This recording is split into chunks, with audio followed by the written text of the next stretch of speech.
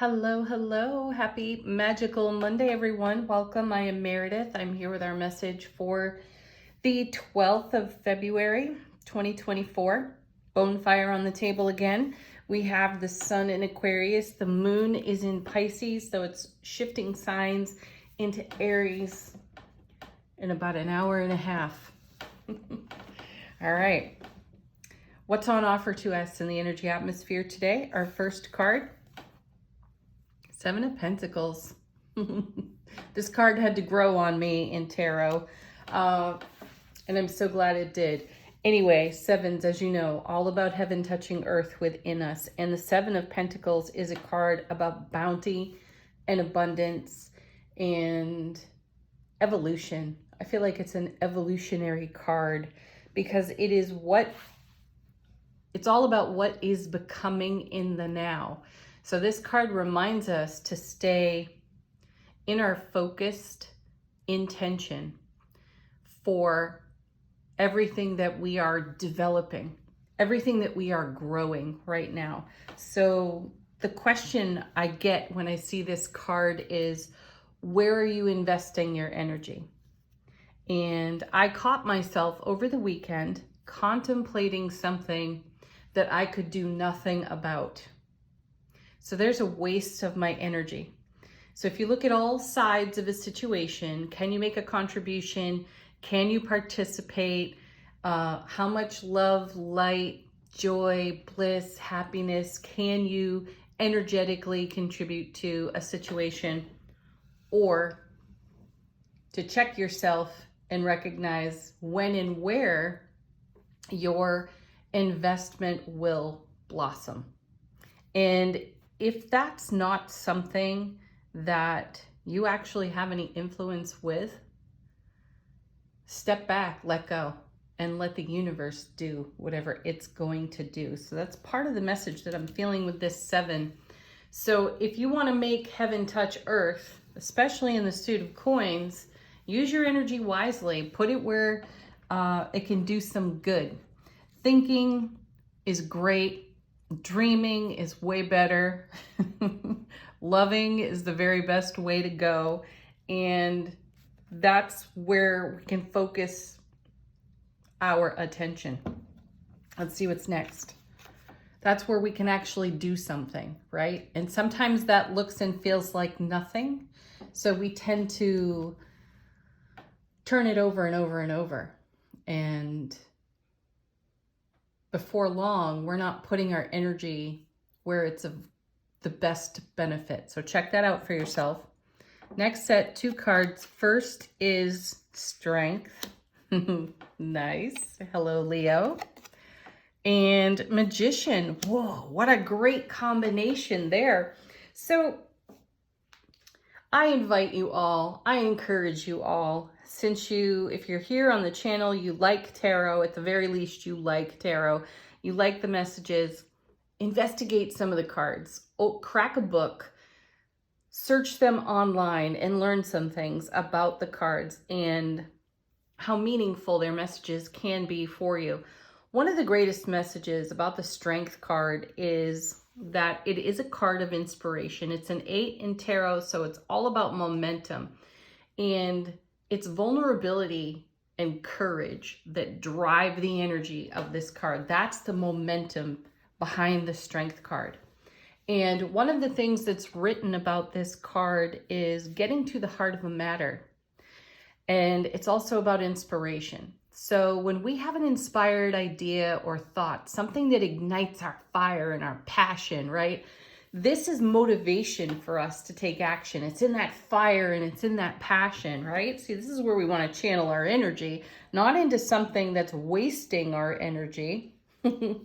So anyway, once the passion and motivation is engaged in the Strength card, it's something that gets nurtured in the heart. Now, we can go out into the world and distraction can take us away from this inspired, passionate feeling. The card is a reminder, as is this Seven of Coins, to come back to the heart of a matter, the heart of inspiration for yourself, because that's where real magic happens. This is about, the Magician card is as above, so below, right? So bring your attention to what it is you are creating and add it to the bounty on the vine over here on the 7 to make this vine grow, produce, be extremely abundant, pay rewards in the now and onward, right? So these 3 cards are working together to get us on track with how we will benefit the most from where we put our energy. Exactly. Powerful, powerful cards right here. So it's one of the favorite messages that I have off of the Strength card. The fire and the passion, it lives within our heart and our soul consistently. It never dies, it never fades, it never goes away. At times we feel too vulnerable because we've been too distracted and pulled in too many different directions to actually courageously share what we're motivated to do, to be, to build, to create, to manifest. And it ends up on a back burner and we wonder why we're not getting results. So the magic is staying present to bring heaven to earth. We have the heaven on earth message twice between the 7 and the Magician. Let's see what's next. Wow, look at that. 3 of Wands. Holy moly, right? This is how you build on your foundation. This is how you create the 4 of Wands, which is the happiest card out of the minor arcana of tarot. So we're building on our vision. This is an excellent moment for each and every one of us to put our hands over our hearts, close our eyes, take a breath, and bring into your attention and your focus with your heart-centered awareness what is most important to you.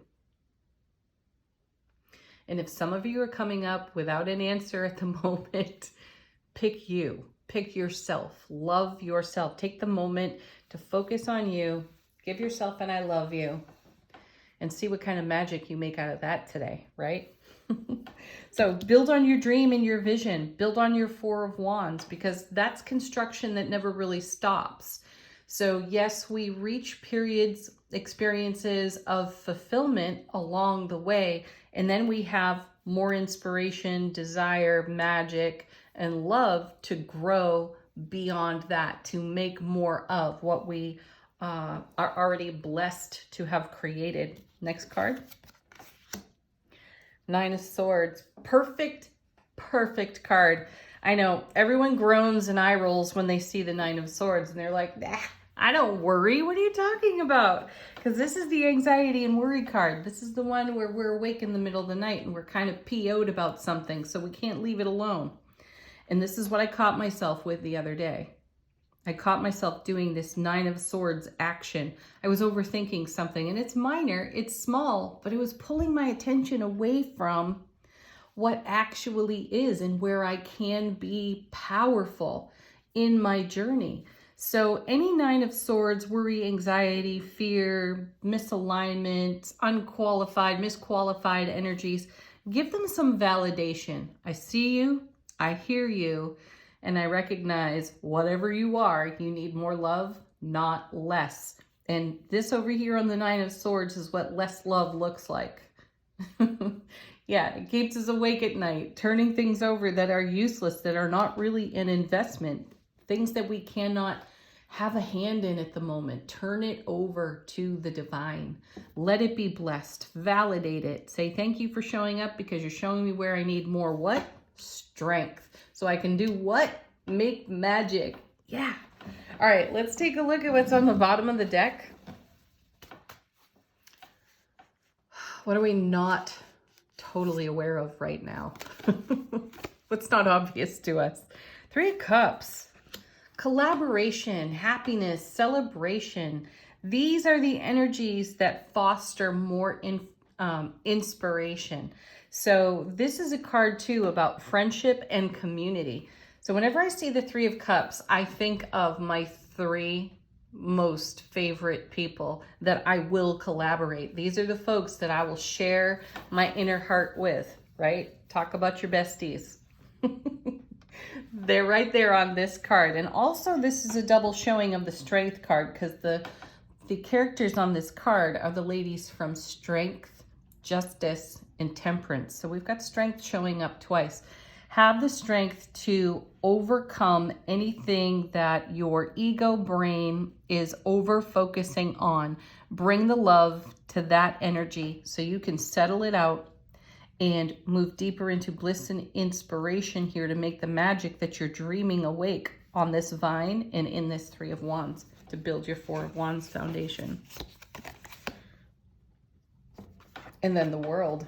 Yeah, reward of all your prior investments. So see, these cards are backing up what I was feeling on just that 7 all by itself. This is reward of everything that you do. And the World card is the last card of the major arcana before it resets to the Fool. So we're coming to fulfillment with something. We're closer than we realize to a fulfillment. Now is the moment to continue to invest in your strength, your courage, your vulnerability to make the magic that we're talking about. Yeah. And then the Lovers. Whoa, beautiful. Because this is a card about choosing unity.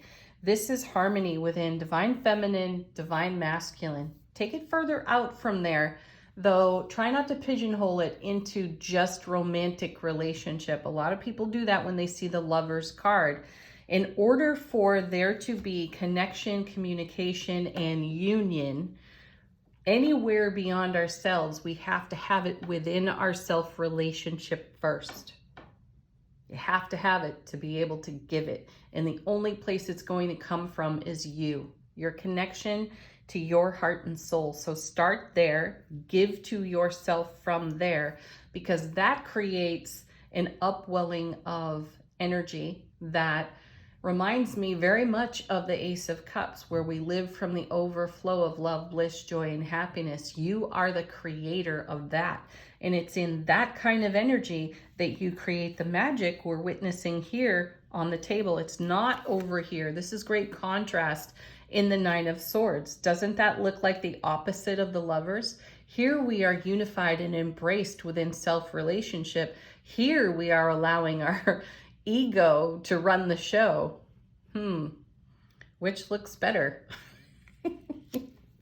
Okay, what else is on the bottom of the deck? Well, there it is. There's the Knight of Cups holding what? The Ace of Cups. Beautiful. So you want to take your overflow of reward into the now and the oncoming. And then last card off the bottom of the deck, Ten of Pentacles. How gorgeous is that, right? Because this is what we're building on here with the 7. So anything on the underside of the deck is not necessarily obvious. It may be something we don't see coming. So what we want to focus on here is, where is our attention? Because on the 7, we're dreaming about the 10. This is the everything card in tarot. It's a legacy of happiness. If we're over here in the Nine of Swords, this needs validation, recognition, unconditional loving kindness, and then let it go. If it comes back, likely it will, because the ego is persistent like that. More love, not less. Keep doing that. Bring yourself unconditional love. Embrace yourself here on the Lovers so you can create unity in your world for yourself and be met in that energy. Beautiful. Angel answers. If you got a question, put it to the deck while I shuffle. Let the cards be an answer for you. Let the cards bring confirmation for something, or be a fresh message for you. First card, perfect timing. Yield to divine timing. Allow divine timing. Know when to stop. Know when to be still. There's participation, there's contribution. We give, and then we allow ourselves to receive. I think we saw the Four of Swords last week. It was the last card in the main body of the reading, I think, on one of the readings. And that's an allowing card. It's preparation for what comes next. And I feel the connection from that reading to this, especially off that Four of Swords in particular. So somewhere along the way through the weekend, perhaps we got a little bit derailed over here, or we got triggered, and that brought up our ego, which then brought up the whole vulture thought train. That's where I caught myself investing in energy that wasn't serving me. What's wonderful about that is that I actually caught it, and I'm sure you have too. What do you do with it? Unconditional love, kindness, self-support, heart-centered, inspired energy. Give it acknowledgement. Say thank you for showing up, and come back into allowing divine timing to bless you, because you're ready. You're ready for what's coming here, what you are in co-creation with. And you got to get out of the way and let it happen. Next card, falling out of the deck. Helpful people. This is a reminder too for me of that Three of Cups. Collaborate with your besties. Collaborate with your cheerleading squad of friends. The ones that don't cast any shade. You know, they're the ones that can look at the whole situation with you. The good, the bad, the ugly, the beautiful, right? And see it for what it is. Talk about it in a way that's not drama, not ego drama or gossip, right? Or energetic put downs for the energy rising up. These are the folks that are going to see your ego stuff pointed out to you with love, and you're going to have a constructive discussion about it, and you're going to grow from it. These are the folks you want to connect with. One more.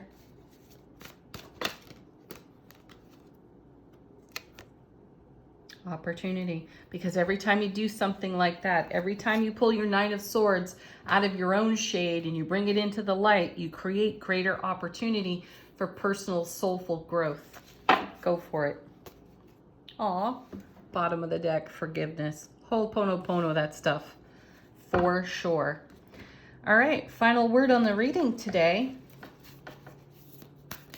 From angels and ancestors, how is our soulful presence informing our waking consciousness?